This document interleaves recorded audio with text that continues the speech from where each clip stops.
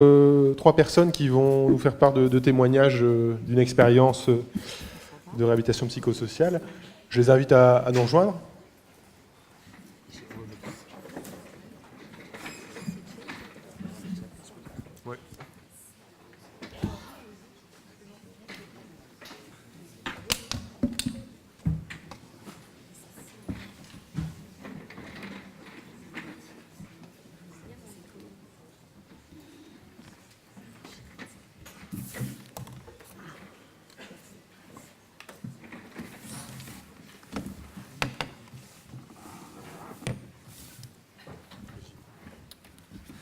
Bonjour à tous, je suis un usager des soins psychiatriques. C'est à ce titre que l'on m'a demandé de faire une intervention aujourd'hui.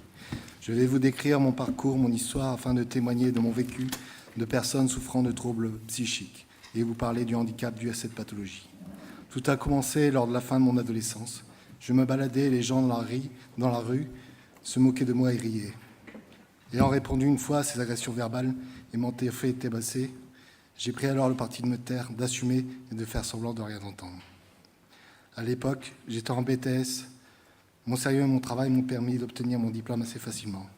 En revanche, le fait de me déplacer était de plus en plus difficile. Les moqueries étaient devenues un véritable harcèlement.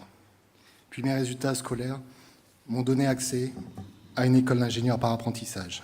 Le principe de cette école était de passer des périodes de 3 mois en entreprise et de 3 mois en cours. Ayant des difficultés à m'intégrer, je ne me sentais pas à ma place. Les rires et les sarcasmes à mon sujet n'étaient plus seulement dans la rue, mais en cours et en entreprise. Il est inutile de vous dire que je n'avais plus un moment de répit. Je ne me lavais plus, ne mangeais plus, ne dormais plus, et dormais sans pouvoir, et pleurais sans pouvoir me contrôler. Puis il y eut un voyage de classe au sport d'hiver. Je pense que ce fut et ce restera la pire semaine de ma vie. Nous étions avec le peu d'amis qui me restaient dans le même appartement. Les insultes pleuvaient jour et nuit. J'étais persuadé que les gens parlaient derrière les murs, car je les entendais sans les voir, et que j'étais le seul à les entendre. C'est là que mes colocataires ont compris. Ils m'ont expliqué. J'hallucinais. Je ne savais pas que c'était possible. Du moins pas à ce point-là. Je suis alors revenu dans le Nord et consulté mon médecin de famille qui m'a diagnostiqué schizophrène. Un mot qui n'avait aucun sens pour moi, mais qui allait changer ma vie. J'ai essayé de finir mes études, il me restait 6 mois, que j'ai effectués sans obtenir le diplôme. À la recherche d'un travail, comme un but absolu, avec une pression que je pensais venir de mon entourage familial, et surtout étant sûr que c'était ce qu'on attendait de moi.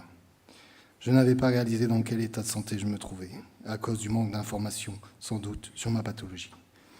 Puis on m'a proposé de venir à l'hôpital de jour, ce que j'ai eu du mal à accepter au départ, toujours convaincu qu'il fallait que je retourne à la vie professionnelle, ressentant cela comme une obligation venant aussi du corps médical.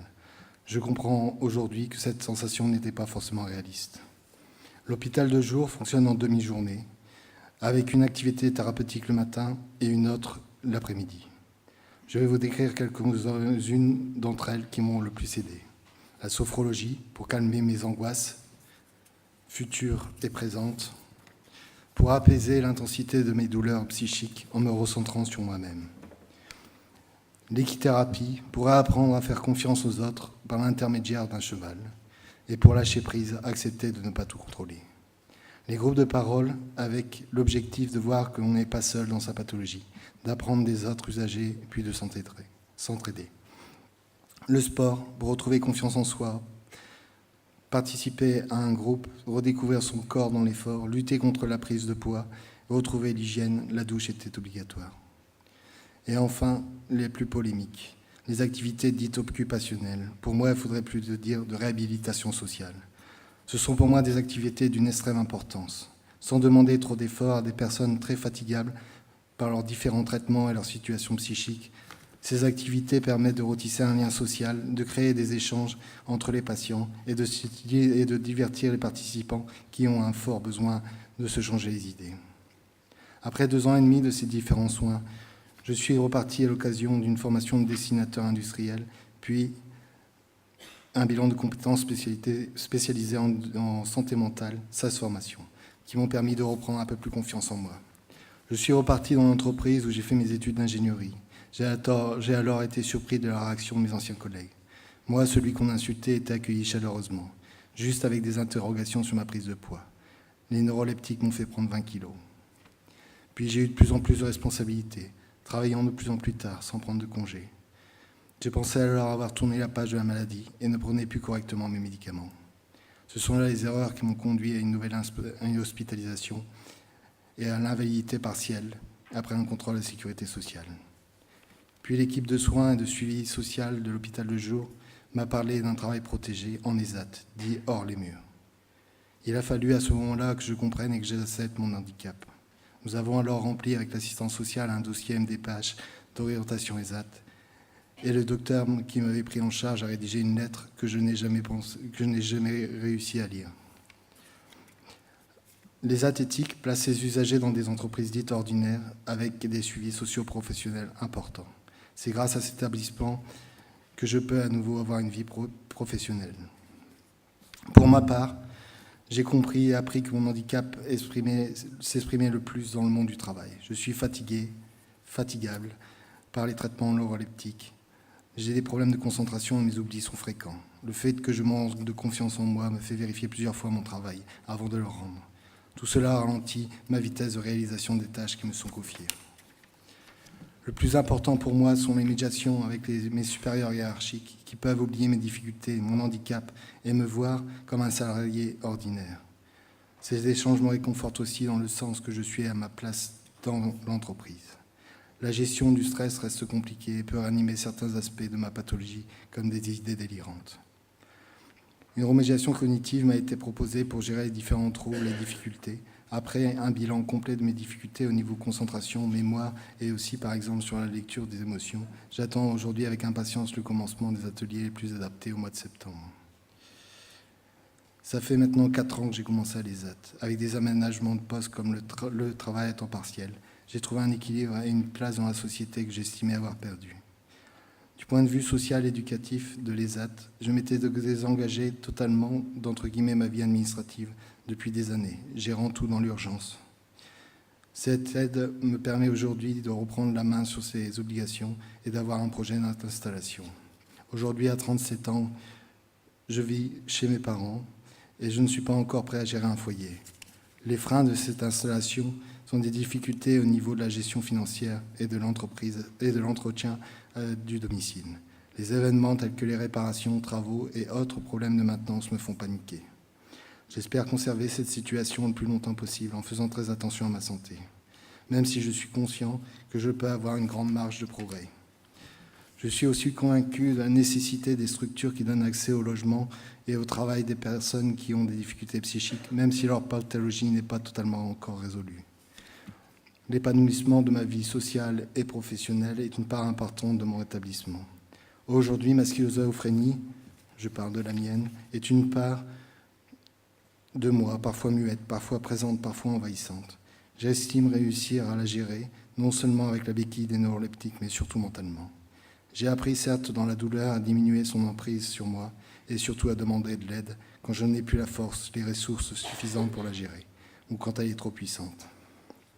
Je conclurai en disant simplement que je milite maintenant pour la prévention et l'information sur les troubles psychiques. Pour moi, les pathologies mentales ne sont pas une somme de comportements dits hors normes. La maladie mentale est avant tout une souffrance plus qu'intense pour celui qui la vit. Merci de votre attention.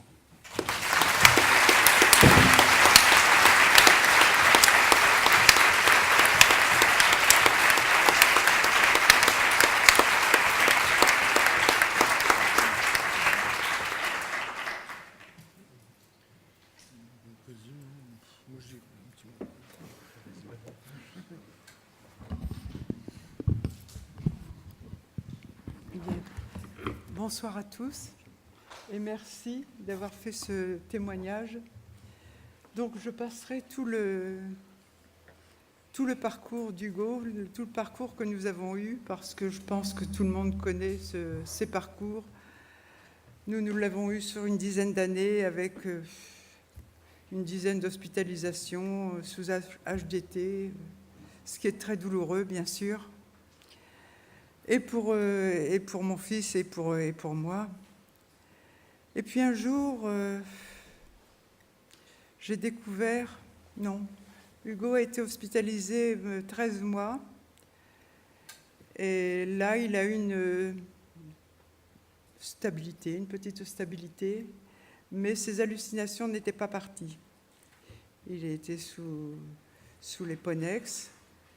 Et en lisant Un autre regard de l'UNAFAM, j'ai découvert les travaux du professeur Franck sur la stimulation transcrânienne.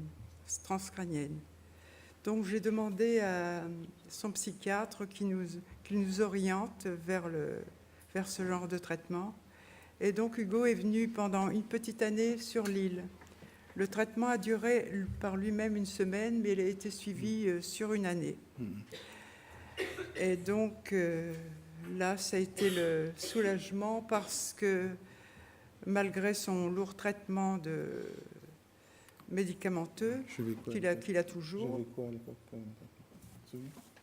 Bah oui, tu étais sous les Ponex, comme déjà, maintenant. Ouais. Et donc, ces hallucinations ont disparu. Donc, sa neuropsychiatre nous a dit que c'était l'un des premiers traitements de schizophrénie où les symptômes partaient pratiquement entièrement à 100%. Il y a eu un traitement direct.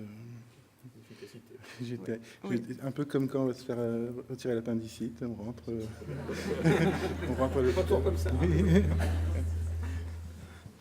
Et ensuite, j'ai découvert la remédiation cognitive.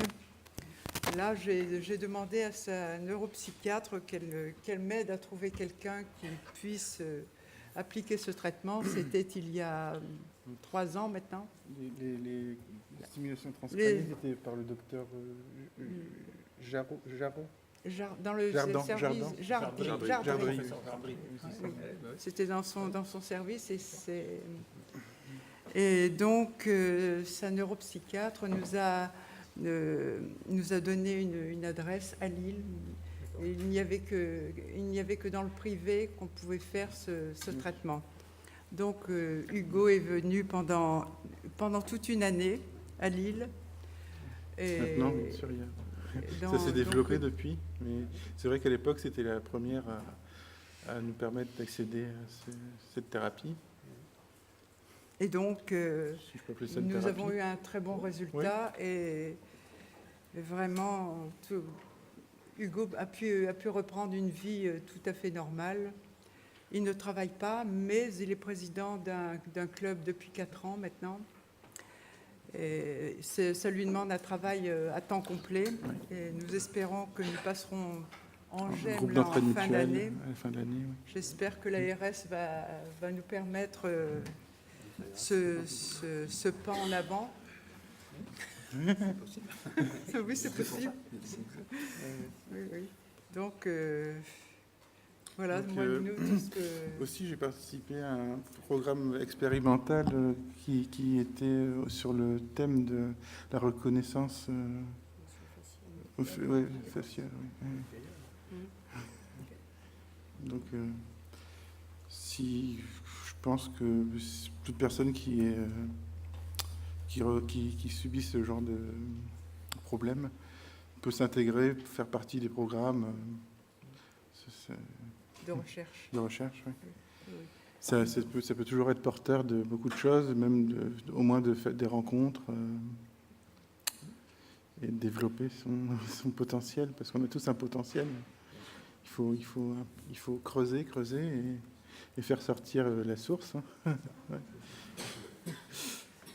Donc, en un mot, pour nous, ces traitements ont été la source du bien-être d'Hugo et du mien par la même occasion. Et donc, je pense qu'il faut vraiment faire le pas pour y aller et pour trouver une amélioration et reprendre une vie, je vais dire, pratiquement normale. Parce qu'il sait être... Ah non, la dame est partie. Ah oui, ah non, elle est là. Parce que je crois qu'il est heureux dans ce qu'il fait. Donc, je pense que c'est important. Voilà tout ce que je peux vous dire, le témoignage que je peux vous apporter sur les traitements qui ont été faits. Et pour nous, c'est un soulagement, une délivrance. Voilà.